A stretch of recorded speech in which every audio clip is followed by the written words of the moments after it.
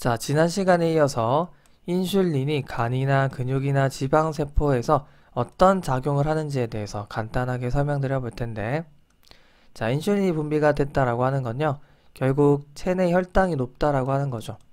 포도당을 처리를 해야 되는 겁니다. 얘네들에서 어떻게 포도당을 처리해 나가는지를 공부하는 거죠. 먼저 간부터 설명드려 볼게요. 자, 간에는 인슐린이 왔을 때 인슐린의 시그널링을 받아들여 줄 수 있는 수용체가 있고요. 그러면 타이로신 카이네이즈 활성이 시작이 됩니다. 그리고 쭉쭉쭉 이제 시그널링이 진행되면서요. PI3K, AKT 이런 신호 전달계가 활성화가 되는 겁니다. 자, 요거는 알고 계셨으면 좋겠습니다. 일단은 간에는요. 글루트2라고 하는 포도당 수송체가 있어요. 그러니까 이 길을 통해서 들어올 수가 있는 거죠. 자, 풍부한 글루코스가 이렇게 들어오게 되면요. 이게 이제 처리가 돼야 됩니다. 일단은 해당 과정이 좋겠죠. 그러니까 이 포도당을 분해하는 겁니다. 분해하면서 ATP가 만들어지는 거죠. 자, 이게 이제 생화학에서는 굉장히 중요한데요. 일단 빠르게 짚고 넘어갈게요. 자, 이 글루코스가 결국 피루브산으로 변하죠. 그리고 아세틸코에이가 되고 이게 이제 미토콘드리아에서 ATP가 되는 거죠. 자, 크랩스 회로를 통해서 이제 ATP가 되는 겁니다. 자, 이 과정을요, 바로 이런 이제 신호 전달계가 활성화시켜 줍니다. 그 다음에 또, 자, 이런 이제 해당 과정에도 불구하고 또 남는다. 그럼 이제 한편으로는요, 이걸 이제 축적하게 되죠. 어떤 형태로요? 바로 글라이코겐의 형태로 축적하게 되는데요. 이 과정 역시도 얘네들이 촉진시켜 주게 됩니다. 그래서 자, 간에서 정리해 볼게요. 간에서는 글라이코겐을 만드는 글라이코제네시스가 진행이 되고요. 또 해당 과정이 진행이 되는 겁니다. 이렇게 포도당을 처리하는구나 생각하시면 되겠습니다.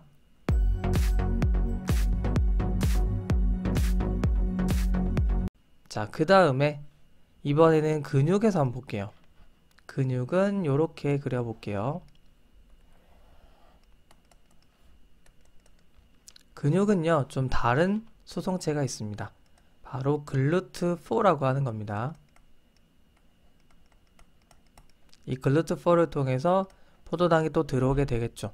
그리고 마찬가지입니다. 여기서도 인슐린을 받아들여 줄 수 있는 수용체가 있고요. 그래서 역시나 타이로신 카이네이즈가 활성화가 되면서요. 역시나 PI3K, AKT가 활성화가 되는 겁니다. 자, 그리고 얘네들은요. 이 글루트4를 통해서 포도당의 수송도 돕습니다. 거기다가 자, 우리가 이제 많이 먹게 되면 포도당뿐만이 아니라요. 아미노산 같은 것도 풍부하게 이제 들어오겠죠. 자, 이게 이제 아미노산이 들어오는 길인데요. 아미노산의 어떤 수송도 얘네들이 다 촉진을 시켜줍니다. 이게 이제 아미노산이 들어오는 채널이라고 생각하시면 돼요. 그래서 이렇게 이제 아미노산의 수송도 돕는구나, 촉진시키는구나 생각하시면 되겠습니다. 얘네들이요. 자, 그리고 아까처럼요. 이렇게 이제 들어온 그 포도당 있죠. 포도당을 우리가 또 분해를 시킵니다. 해당 과정을 통해서.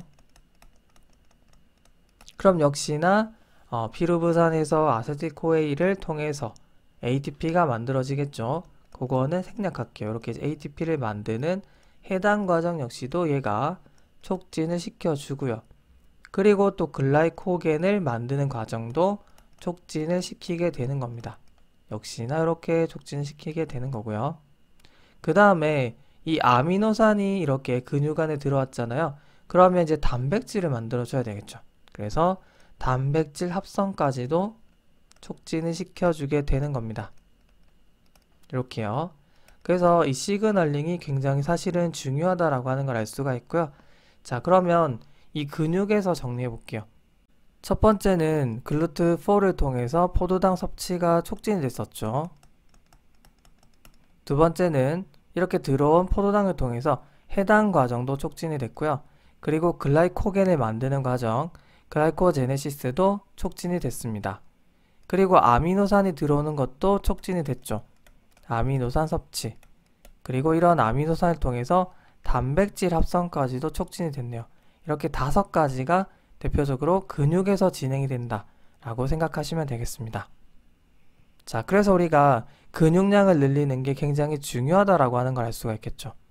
그리고 이제 지방세포에 대해서 공부를 해볼게요.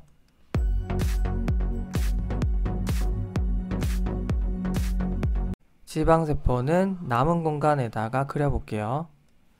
자, 그리고 인슐린이 작용하게 되면은요, 역시나 PI3K, AKT가 활성화가 됩니다. 그리고 역시나 글루트4를 가지고 있어요. 이쪽으로 들어오는 글루코스의 섭취를 역시나 촉진시켜 줍니다. 자, 그런데 이번에는요, 이 글루코스가 조금 다르게 사용이 됩니다. 분해가 되거든요.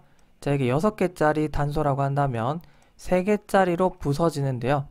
자, 여기서 이제 하나가 G3P라고 표현할 수가 있는데, 그러니까 3개짜리인데 인산기가 붙었다, 인산화가 됐다 라고 생각하시면 돼요. 사실 생학에서는 굉장히 중요한 패스웨이지만 여기서는 그냥 빠르게 넘어갈게요. 그리고 또 하나는요, DHAP라고 줄여서 말하는 건데, 자, 얘네가 이제 어떻게 되냐면요, 역시나 이제 피루베이트가 됩니다. 피루베이트가 돼서 아세틸코에가 되거든요. 그리고 이게 바로 이제 지방산을 만든다라고 생각하시면 돼요. 지방산 다리를 만든다. 자, 그런데 이거를 또 누가 촉진해 주냐면 얘네가 또 촉진을 시켜줍니다. 이렇게요. 그리고 이 DHAP가 뭐가 되냐면 그 유명한 글리세롤이 됩니다. 자, 글리세롤과 지방산 뭔가 떠오르는 게 없나요? 3개짜리입니다. 이게 바로 이제 합쳐지게 되면요, 트리아실 글리세롤이 되는 거겠죠. 3개의 아실과 글리세롤이 만나는 겁니다. 자, 이거랑 똑같은 말이 뭐죠? 바로 TG라고 하는 우리가 트리글리세라이드입니다. 같은 말이에요. 자, 그래서 지방세포에는요, 이렇게 이제 포도당을 분해시켜서 TG 형태로 저장하는구나 라고 생각하시면 되겠습니다. 그래서 정리하자면, 자, 이 PI3K, AKT가요, 글루트4를 통해서 포도당 섭취를 촉진시키고, 자, 여기도 이제 촉진하거든요. DHAP가 글리세롤이 되는 과정, 결국 지방 생성에 촉진을 하는구나 라고 정리하시면 되겠죠. 자, 포도당 섭취를 촉진시키고 지방 생성을 돕는구나, 리포제네시스를 돕는구나, 이렇게 정리하시면 되겠습니다.